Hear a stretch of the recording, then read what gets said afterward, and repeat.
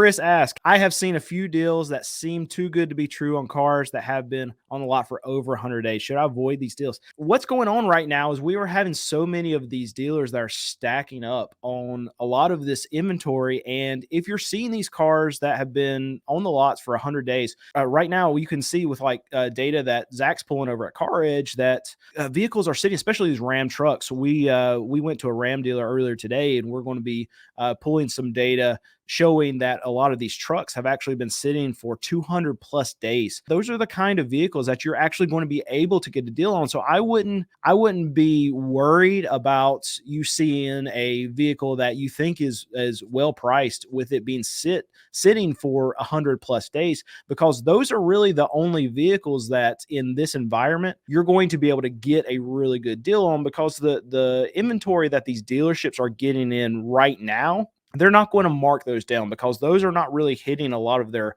floor plans. They want to turn a lot of this old inventory. So the stuff that's sitting 100 plus days, those are the ones they're going to want to get rid of, and those are the ones you're going to actually start seeing deals on.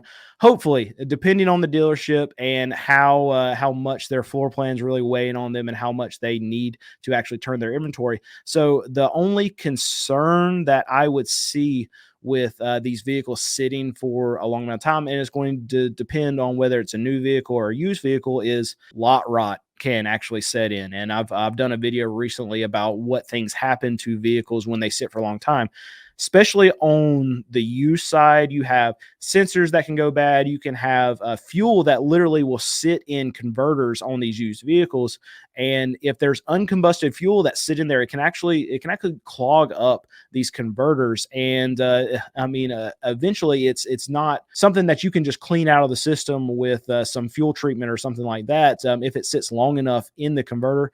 So used versus new is a whole different ball game. Obviously, these new vehicles, they can sit for a lot longer than these used ones can, and not really have any issues. But a lot of these dealers are finding out right now what the issues are going to be, because there really hasn't been situations in recent history where we've had new vehicles sit on lots and celebrate birthdays. Like there's vehicles out there, especially on the big three side. When I say big three, it's Ford, GM, Stellantis, the Jeep, Dodge, Ram. There are vehicles sitting from these brands that have been there for over 300 days. So we're finding out right now really what the lot rot means for a lot of these new vehicles. I know that I've been to a Ford dealership recently, and they were out there jumping off batteries of these brand new Fords. Now, when they put batteries in these cars, they're not used batteries, they're brand new batteries.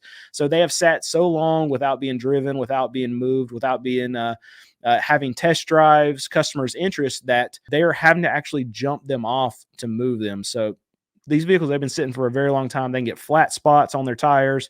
That's going to be used or new. So whenever you're going to test drive a car, if it's a new or used car and you know that it's been sitting for a long period of time, just listen for any weird sounds, especially coming from the tires, because if they're trying to move this car and you're seeing actually good deals come through the system on these ones that have sit for a long time, anything that you hear that's weird, if they can make the deal happen and you say, okay, well, I want to buy this car, but there's this weird road noise coming from the tires, I assume. And if you sell it to me, I'm going to need you to put new tires on. If they're that desperate to actually move that vehicle, they'll do just about whatever you want them to do to get it out the door. So with tires specifically, they probably have tires they get wholesale anyway. So lot rot with tires at a new dealership, you can absolutely get them to give you some new tires if they're trying to get rid of that vehicle. But I'm seeing this too. So the best cure for a lot rot is lower prices. That is 100% true. So whenever these vehicles are sitting for so long, these dealerships, they're getting out of the phase now where they have to basically stop being stubborn like they have been over the last few years. And we're seeing incentives come down on like Ram side, big time incentives come from the manufacturer. But on top of those manufacturer incentives, what we're seeing is that dealers are even taking 10 to 15% after the incentives. And I've seen in some cases where these Rams, they're getting discounted like 28 to 30% off whatever their MSRP is, because a lot of these these dealerships, they have to move vehicles. And I know I see a lot of comments all the time on our videos saying, well, I'm not seeing prices come down yet. Well, if you're saying that, then you're probably not digging in, and you're just looking at internet prices. You're just looking at sticker prices. These aren't things that they're going to advertise. And I know on certain brands, they are not even allowed to advertise under a certain amount, under a certain percentage of MSRP. So it might be brand specific if you're looking at some of these brands that they're not literally allowed to advertise if they're going to take less than that. But once you go inside, then you find out that, yeah, they're taking actually a lot of money off of these vehicles. But just getting back to the question, no, I'm not worried about you seeing what you think are really good prices and vehicles that have sit for a long time. And really, I think it's going to come with the territory where the only vehicles you're actually going to see good prices on right now are vehicles that have sat for that amount of time. All right, Ken asks, I know your favorite used car is a Toyota Camry, but they are hard to find. What is your second favorite car, make and model? It's actually not that hard to find a Toyota Camry out there. You're probably just going to pay a little bit more for it. So I'll push back on that a little bit because they're the number one car sold.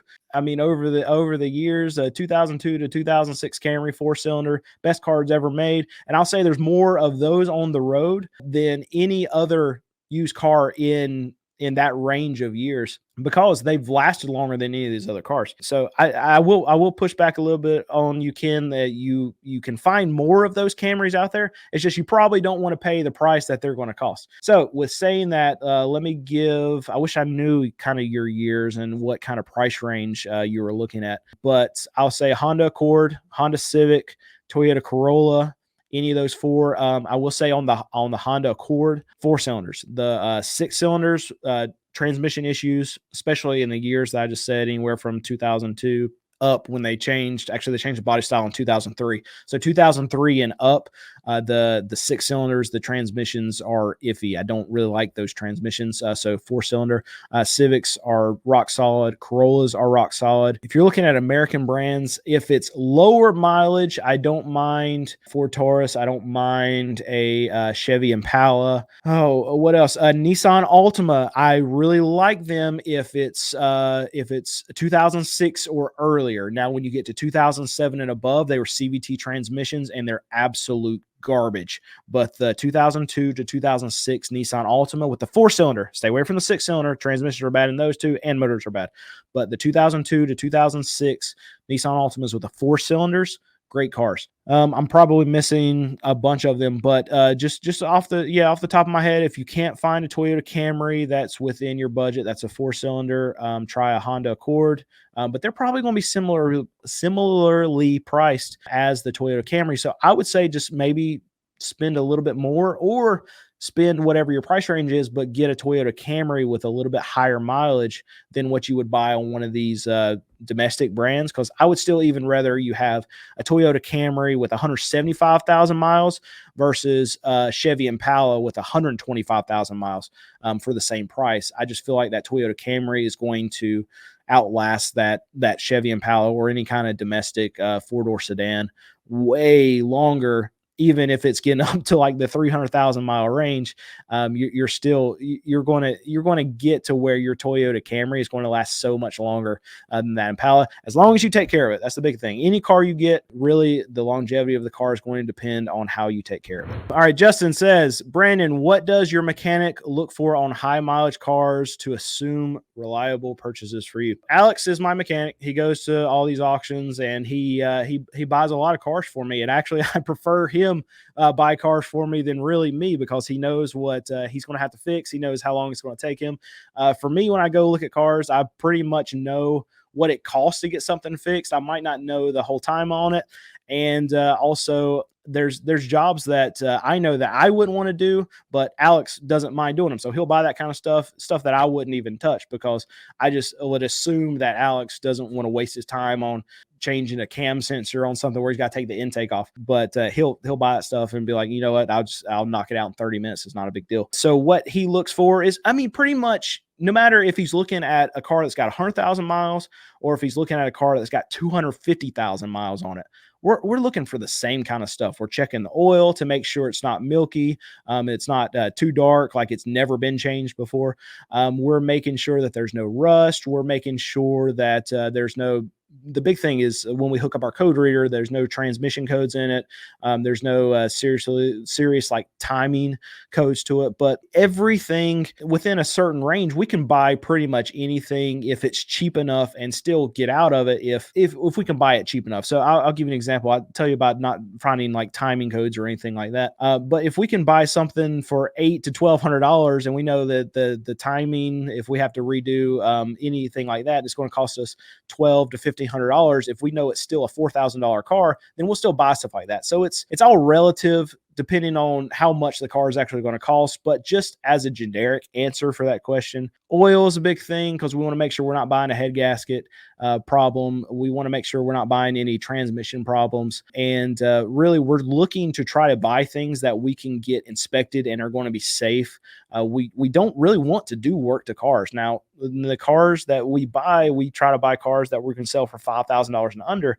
So inherently, when you buy stuff like that, we're going to have to fix stuff, and that's almost always the case. I'd say probably 50% of the cars that we buy, even though we're trying to buy cars that we don't have to do anything to, we got to do something. Where so wheel bearing, brakes, some small sensors, the AC or the heat doesn't blow if one of the windows will go down but won't come back up. All this stuff happens with cars that are under $5,000. So we recognize that when we're going to look at these cars. And I'm not hard on Alex at all if he misses stuff, because whatever he's catching is probably 10 times better than what I would be doing when I'm out there buying cars. And I know that I buy stuff every once in a while, and then Alex is like, well, did you even look at the car? And this happens whenever I'm there trying to check out cars. So I'm not as good at checking out cars as he is.